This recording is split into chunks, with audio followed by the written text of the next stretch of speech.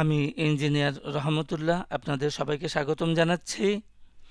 এখন আমাদের আলোচনায় থাকছে GQ বল পেন, যার সর্বশেষ ক্লোজিং প্রাইস হচ্ছে 171 টাকা 50 পয়সা। আমরা ডেইলি টাইম ফ্রেমে আছি। এটা কনসিডার করার কারণ হচ্ছে যে একটা অ্যাকুমুলেশন ছিল অনেক দিন যাবৎ, এবং অ্যাকুমুলেশনের পরে গত কার্যদিবসে ব্রেকআউট হলো, এবং সবসময় ব্রেকআউট যে খুব ভালো ফল দেয় তাও না। সেই বিষয়টা আমরা একটু দেখব। তো আমরা দেখি একটু বড় টাইম ফ্রেমে। এখানে একটা টপ দেখা যাচ্ছে সেপ্টেম্বর 2020। এই টপ থেকে মূলত মার্কেট ডাউন ট্রেন্ডেই আছে, ছিল।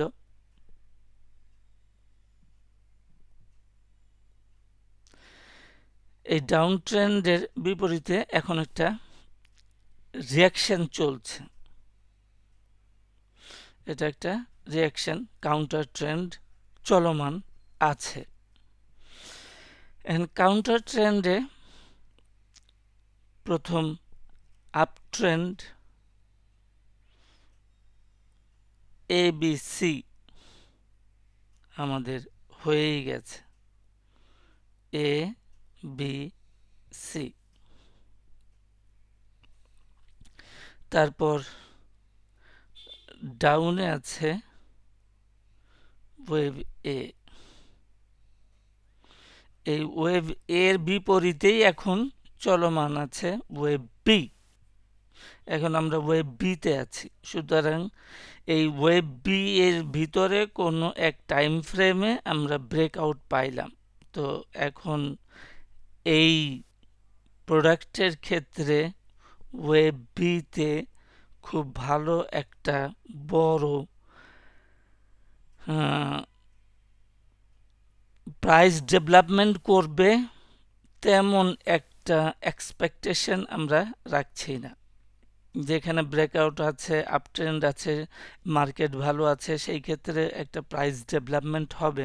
কিন্তু আমরা সাধারণ অর্থে একটা অ্যাকুমুলেশনের পরে ব্রেকআউট হলে পরে যে ধরনের এক্সপেকটেশন বা ক্যালকুলেশন অনুযায়ী যে প্রাইস অবজেক্টিভ পাই, সেই রকম নাও হইতে পারে। পার্টিকুলারলি আমরা দেখি যে ব্রেকআউটটা হলো, সেটা ছিল গত কার্য দিবসের শেষ মুহূর্তে বা শেষ ঘন্টায়, শেষ আওয়ারে, এবং আরও দেখা যায় যে শেষের ঘন্টায় হাই প্রাইসটা ওই দিন মার্কেট অ্যাকসেপ্ট করে নাই। হাই প্রাইসটা রিজেক্ট হয়েছে সেই দিনই। হাই প্রাইসটা মার্কেট ধরে রাখতে পারে নাই। তো সেই ক্ষেত্রে আমরা এটা যাদের আছে আমরা হোল্ড করতে পারি উইথ লিমিটেড এক্সপেকটেশন। তাহলে আমরা যেটা করতে পারি যে এই মুহূর্তে একটা ডাবল টপ আছে, সাধারণত দেখা যায় 190 টাকা, বা হায়ার হাই করলো 190 94 টাকা। এই সমস্ত জায়গায় আমরা একটা আমাদের প্রাইস অবজেক্টিভ রাখতে পারি।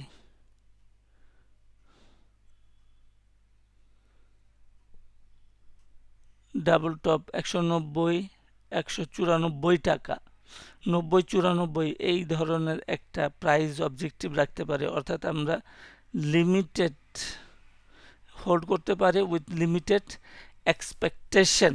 এটা হচ্ছে আমাদের interpretation about GQ ball pen. GQ ball pen সম্বন্ধে আমাদের ইন্টারপ্রিটেশন হচ্ছে আমরা হোল্ড করে রাখতে পারি উইথ লিমিটেড এক্সপেকটেশন। আজকে এই পর্যন্তই। সাথে থাকার জন্য সবাইকে ধন্যবাদ।